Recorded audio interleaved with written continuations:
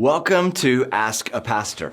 Now, if you're new to this video forum, our hope is to put you in touch with answers to real life questions because people are asking questions, lots and lots of questions. And some questions actually that are searched for on Google include, where do lost socks go when they go missing? This has always been a great mystery to me. And we would love to discover, along with the rest of the world, whether or not a man's flatulation is an indicator of his marital faithfulness. I'm sure there are serious venues for those questions, but this video series is about questions of a different nature, questions that impact life and culture and your faith. So our hope is to connect your question to the right answer found from the scriptures, found from the Bible, and help you to critically think through difficult subjects. A question we received this week was this: how can I know how to deal with gossip? So we're going to spend a few minutes talking through this practically by asking questions like, what is gossip? How do we confront someone about it? How can you keep yourself from doing it? Now, on the front end, let's settle the difference between rumors and gossip, because a rumor is spreading information about a subject that may or may not be true. For example, I heard from my mom's roommate's friend's second cousin that the University of Alabama is raising its tuition this year. It may be true, it may not be true. But it's about the university. That's a rumor, still unhealthy, but not inherently sinful.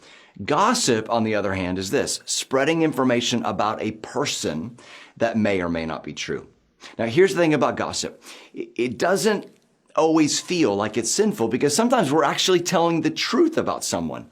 But just because something is true doesn't make it helpful. Either way, the Bible seems to make a serious case against gossip. For example, Leviticus 19 says this: you shall not go around as a slanderer among your people, and you shall not stand up against the life of your neighbor. I am the Lord. Or Proverbs 11, whoever goes about slandering reveals secrets, but he who is trustworthy in spirit keeps a thing covered. Or Romans 1 says, and since they did not see it fit to acknowledge God, God gave them over to a debased mind to do what ought not to be done. They were filled with all manner of unrighteousness, evil, covetousness, malice. They are full of envy, murder, strife, deceit, maliciousness. They are gossips, slanderers, haters of God, insolent, haughty, boastful, inventors of evil, disobedient to parents, foolish, faithless, heartless, ruthless. The bottom line is that gossip is a cancer for the Christian.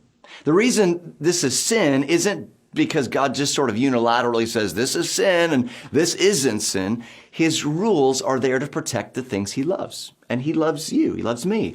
And of course, we regularly justify our gossip because we couch it in language like, we're just talking, I'm not being malicious, or I'm just warning my friends about how toxic this other person is, or we really need to pray for that girl because she's cooking up meth and having an affair. Now, intercession and prayer is always good, but don't frame that in gossip form for other people. Because if we'd be honest with ourselves, the reason we do that, gossip, is because we like to feel a little more righteous about ourselves. And gossip sort of gets the spotlight off our own broken areas and onto someone else. But here's the $1 million question. What happens when other people are gossiping and we want them to stop? What do we do? The natural response would be to blast them on social media and tell everybody what a dirtbag they are.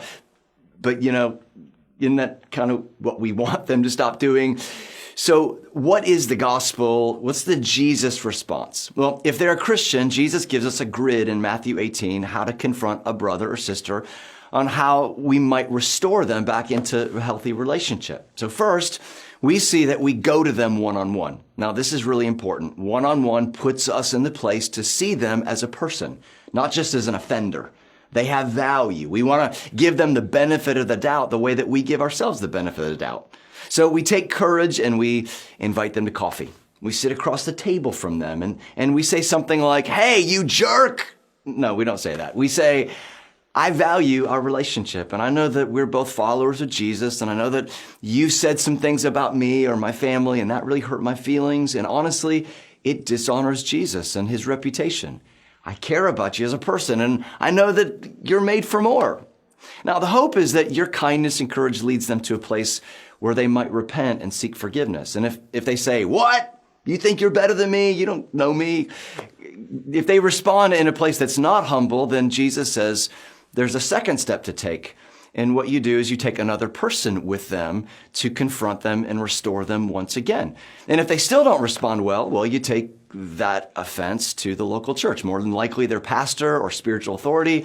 And if they still don't repent, Jesus says, treat them like an unbeliever because, they're acting like one. In fact, Paul goes on and he says in Titus 3:10 that if someone is warned a third time about gossip, they're asked to leave the church. That's serious business.